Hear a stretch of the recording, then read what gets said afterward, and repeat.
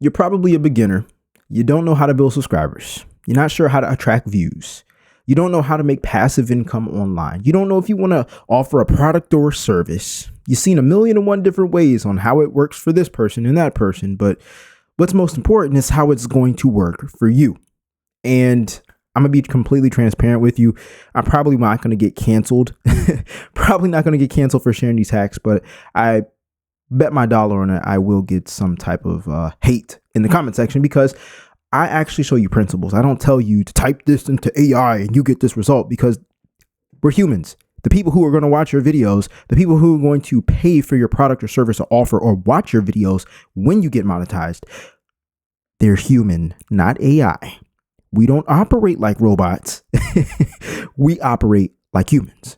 So you need to know these principles because they're outside of what's on the screen. Anyways, these principles have helped me earn over 6 figures online, and I'm starting fresh on a YouTube channel like this to bring you along the journey and show you exactly what I'm doing and what I'm living by. Anyways, let's get into it. I want to ask you a question. If uploading was all it took, why do you struggle to grow? Maybe it's procrastination. Maybe it's because, hey, you've been consistent, but you're still not getting views. I'm not sure. You can only answer that question. But the more important question is, if you're struggling to grow, how can we know where to start? Specifically for you. Because everybody doesn't need to start at the same point in order for them to reach their target. I started off on Instagram. Now, if you're starting off on YouTube, you might have a different mindset. Here's the thing. These principles you can apply anywhere. All right. But obviously you're here for YouTube. So let's get into principle number 1. Principle number 1 for you to grow on YouTube is you need to understand that obsessing over your problems keeps you poor. It keeps you poor in views. It keeps you poor in subscribers. It keeps you poor in comments. It keeps you poor in building an audience. It keeps you poor in people trusting you. It keeps you poor with getting closer to YouTube monetization or making more with YouTube monetization. And it keeps you poor with the possibility of making a lot of money in a short amount of time with a product or a service that you could offer. When you obsess over your problems, it keeps you poor. But when you obsess over their problems, they are as in the people who could view your videos if you're not obsessing over your own problems. When you obsess over their problems, it makes them crave more. You thought I was going to say it makes you a lot of money. Yeah, that's a byproduct, but it makes people crave more. Jay, what do you mean by that? If I give away and obsess over other people's problems and give away value, how is it going to make them crave more? Check this out. Obviously, I work out. I used to be an online fitness coach. That's where I made my 6 figures. Well, half of my 6 figures online. Actually, no. I made 6 figures in the online fitness industry too. So probably close to 150,000. But anyways, in the fitness industry, I'm a guy that takes natural supplements. I take protein shakes and I push weights, and that's how I stay in shape. Okay. I work out in the gym. But what if I told you that there's some people who know they can hit gym workouts, but they rather get surgery, whether it's lipo or BBLs or whatever the heck they got going on now. But then what if I told you there's also another solution? If you don't want to get surgery, you can take weight loss pills. Hey, I'm not here to judge. I'm here to tell you, you need to appreciate that there are multiple solutions to people's problems. Now, I'm not the one to promote weight loss pills because that's not how I got in shape. That's not how I've gotten my clients in shape when I was an online fitness coach. But I'm here to tell you that obsessing over people's problems has created a whole world of options for people to get a desired result. If you want to feel good in a bikini, or if you want to feel good taking your shirt off as a man, then guess what? You're either going to hop in the gym, get surgery, or get weight loss pills. As simple as that. Now it's up to you to choose what you think is ethical for you. But here's the thing. They could all lead to the same result. Will you all look the same? Look, I can't answer that because I don't promote that and I don't follow people who do that.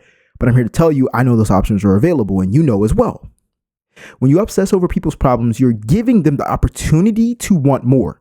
Now, instead of them just wanting gym workouts, they're like, What about this weight loss pill? Now, I'm not saying you promote or you create your own weight loss pill. What I'm saying is, they helped me with this one video. What about this next video? Oh, what about their community? Ooh, what about their course? Ooh, what about their ebook? Ooh, what about subscribing and actually watching every single video and turning on the bell notification just so I can get notified when they post? Hey, doesn't that pay you more? Doesn't that pay you better than obsessing over your own problems? We can all obsess over our own problems. I'm working a 9 to 5 right now, working 40 hours, and it's what, 1:02 in the morning?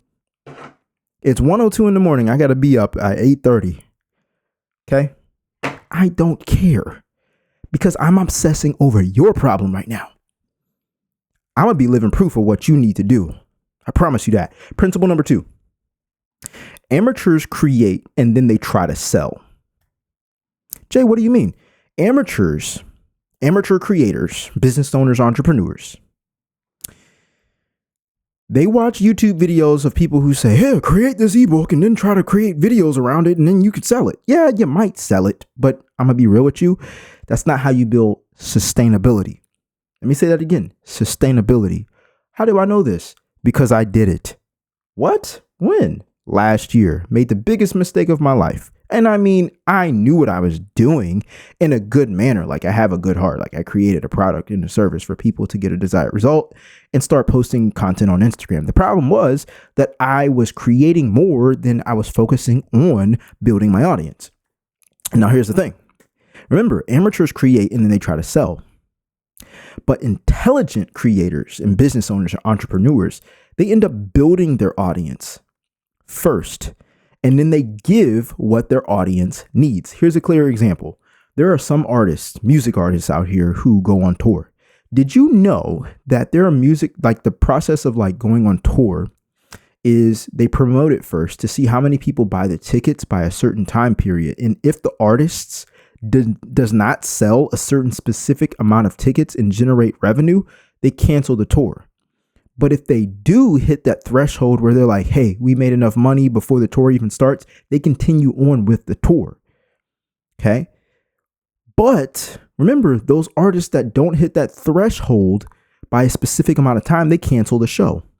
In the same way, that is like an amateur creator or entrepreneur that creates a digital product and then tries to sell it after creating it. And then you start creating content around it. It's like, oh, I created my product. You don't even know what people want from you yet. Yeah, they want it from someone else. But what about you? I was just talking to one of my students today, and he was talking about how he wants me to review his channel inside the Passion to Profit community. And I'm like, yo, this is a great idea. You know, I didn't think of that by myself. You know, I'm thinking that you just want a community. You just like, what? That's awesome. I'd love to review your channel. You know, now, we already got the artists down pat, right? Like, you understand how they can go on tour or they have to cancel their tour. But here's a great example of how you should have your own product or service or build your YouTube for growth. You want to treat your YouTube business like an amusement park. Amusement parks are really good at this. They tell you, hey, come in, go to these rides. You're going to have a good time with your family, take pictures and everything. And oh, once you pass these metal detectors, you can't bring in no outside food. Just none. No drinks, no outside food at all. Just no, we're not dealing with it. And you're like, you know what? We're here for fun. We're just going to go out in the sun for hours and hopefully we don't get hungry. And then your stomach start to grumble because you're having fun and you're not focused on your hunger until you smell some popcorn, you smell some snacks over there at the concession stand. Oh, whoa, they got a internal restaurant inside the amusement park. I wonder how they got that in there. Oh, that's right. They built it in there when they knew also they had the rules that you couldn't bring outside food in. In the same way, they attracted the crowd and then they let you have the option of getting something that you felt you needed in the moment. Okay. They attracted the crowd, the audience. Remember, a theme park. They attracted the audience and then they offered you something once you were in their doors. In the same way, you need to make sure that you attract the audience. I was about to say worry about views. Focus on getting views first before you focus on a digital product that you're so excited to sell. Because, well, you don't even have to sound salesy. People just don't care. Like right now, my YouTube channel is growing faster than it ever has so far. And I see so many of you all like just commenting down below. I'm getting back to everyone as I can, as quickly as I can. The thing is, though, I'm not selling anything right now. I mean, I have a community, but I'm not selling anything right now. And the community is no charge right now. So I'm here to serve, not sell. So in the same way, you need to understand amateurs create and then they try to sell. Intelligent creators build their audience and then they give their audience what they need. Principle number 3 is it's easier to complicate distraction than to force focus. It's easier to complicate distraction than to force focus. The reason why I say this is because it can be hard for you to stay consistent on YouTube if you're continuously being distracted. Distracted by family, distracted by people you love, distracted by your friends, distracted by scrolling on Instagram or other apps or even YouTube, distracted by watching continuous videos. It can be distracting, and that's what causes confusions as well, at least for me, and I know it has for you. Here's how to fix that. Well, let me actually show you an example. Watch this. Okay. So did you know at my 9 to 5, they give us a phone. It's not the fanciest iPhone. It's like an iPhone 7, whatever, but whatever. I have a work phone. I work in IT. At the same time, I have a personal phone. So here we go. We got work. Just drop my Apple Pencil. We got work phone and we got personal phone. Guess what? I don't have contacts that are in this phone, like there's 2 separate contacts in here. I don't put my personal information on the work phone. I don't text. I don't go on websites. I don't go on YouTube. I don't do anything on this work phone besides do what's necessary at work. I don't even take pictures. You know what I'm saying? With this personal phone, I have my loved ones. Okay. I have my login to YouTube, so the reason why I say this is because, well, for one, if you complicate distractions, you get to force yourself in focus. I know when I pick up this phone, I'm not about to be distracted by anything that's social media or text messages or anything like that. Okay. I know it's strictly work. When I pick up this phone, there's an open door of distraction because I have all the social apps up here. But here's the thing. I put that thing aside when it's time to make videos. I don't put my phone, faced up or whatnot. You have to make sure that you are complicating distractions. If I'm talking a little slow and choppy, it's because it's late. But that's what dedication looks like. That's what authenticity looks like. This is the part that nobody wants to show you on YouTube, and they just want to read a script and then make it sound like they know. You know what I'm saying? Like they're just flowing with stuff. Nah, y'all gonna see me go through it and I'm gonna show you what it looks like to put in that work towards YouTube. Okay. Anyways, you want to complicate distraction. Another complicated distraction example is me unplugging my PS5. I didn't just unplug it. I unplugged my PS5 from my room. I wrapped the power cable. I put the controller in the other side of the house. I disconnected it from Wi-Fi. I put you know what I'm saying? Like I complicated the mess out of it. So when I felt like playing again, it was hard as hell to start it back up. I'm like, dang. It's not even in standby mode. I got to get the power cable and then make sure my controller's charged and then type in the Wi-Fi password. You know what? It's not even worth it. It's quicker to just record a YouTube video and just get this thing done. Complicate your distraction. Don't try to force focus. Okay, well, everything in my room, and my PS5's over there, my TV's over there. So I'm going to focus on YouTube. And I'm like, no. Make that mess complicated, man. Make it complicated. Another one, and I'm just going to go to the next point after this, because I get real excited about the habits and the principles I live by because I know they work and I know it's working for me right now on YouTube as well. So I want you to take advantage of this. Cookies. I got a sweet tooth. There's 2 things that I've done this week to complicate my distraction. Number 1, I bought protein bars. And they're not cheap. They're like $2 and some change per protein bar. That's to like get rid of my sweet tooth. There's 30 grams of protein in that thing. So I'm good. After I eat it, I got my sweet tooth is served and and I'm a little bit full. Or if I actually do eat some cookies, I go to Subway and I buy individual cookies. I buy like 3 or 4 at a time. Of course, it's not every day, but I do buy it from time to time. But when them cookies are gone, they gone. It ain't no going to no cabinet. It's not me going to get seconds. It's none of that. I'm back at home and I don't feel like driving 10 minutes to go to Subway, paying somebody and it's raining outside. It's just, no, I make it more complicated for me to be distracted by things that are not going to serve me. And so do you. So what are the things that are distracting you that are taking you away from having YouTube growth? See, I told you these principles are not going to be what you've heard typically, where it's like, oh, if you want YouTube growth, go ahead and like, I make those videos, y'all. But what's more important is your identity. What are your habits? What are you doing every single day to put yourself in the best position to succeed and have YouTube growth? That's what's really helping me be consistent. All right. Principle number 4 is being organized is a waste of time. Whew.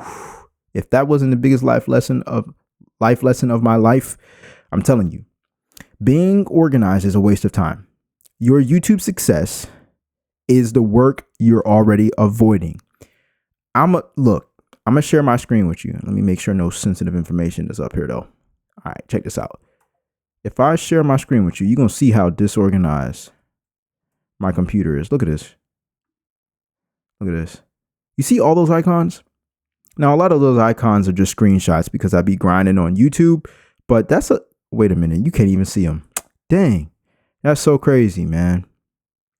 Anyways, man, that is crazy. Let me see what I could do real quick. I want to show y'all that I'm not. Let me see if I can switch cameras. So I'm going to show you what my screen looks like.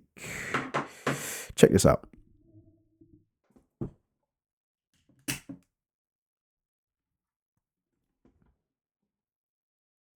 Okay, so I'm about to show my desktop real quick. Look at this. Oh, check this out. You see those icons? All those icons. Let me put this back on the main camera. There we go. Okay. So all of these icons, it's a mess right now. But, you know, Apple has this little thing where I get to just like hide it and just have my windows open. But I'm showing you I'm not organized as I'm doing all this grinding on YouTube, because here's the thing. Let me put this back on real quick. Hold on.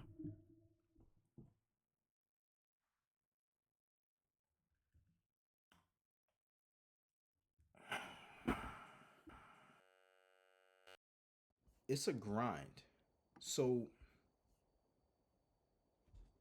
my microphone. Anyways, whatever.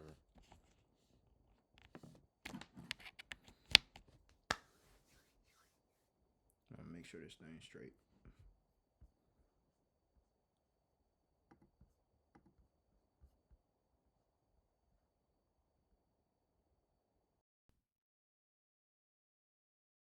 Like I was saying, YouTube is a grind. Being organized can really distract you from having YouTube growth. And when you first start off, it's not about where you can find everything. It's more about the inputs, the parts that people see up front. And then you could not worry, but focus on the organization part later on, because chances are when you actually put forth the action, you're going to find out what works for you and, more importantly, what doesn't work for you. And then you get to build the organization off of what actually works for you. So that way you focus on what actually matters, not what you think matters. Believe me, I'm all for the building templates, Excel sheets, Word documents, and having folders, but I keep it minimal as to the degree of how much organization I have, because I know I can get carried away with, okay, I'm going to tag this green and tag this yellow and do this and name this that and put a 1 here and do all that. Like, it distracts you. I never really got too much done when I started doing those things. And, you know, it just makes the process run a lot easier and smoother when it comes down to YouTube growth. So these are the principles that I live by when it comes down to growing on YouTube. Some people are going to watch this, are going to be like, well, he never share his YouTube screen. What's more important is what you actually do to help yourself fall into the habit of being consistent on YouTube and doing the things that are going to help you grow on YouTube. I got other videos that show you how to grow on YouTube as well, so go ahead and check that out. Anyways, I'll see you in the next video. I'm out. Peace.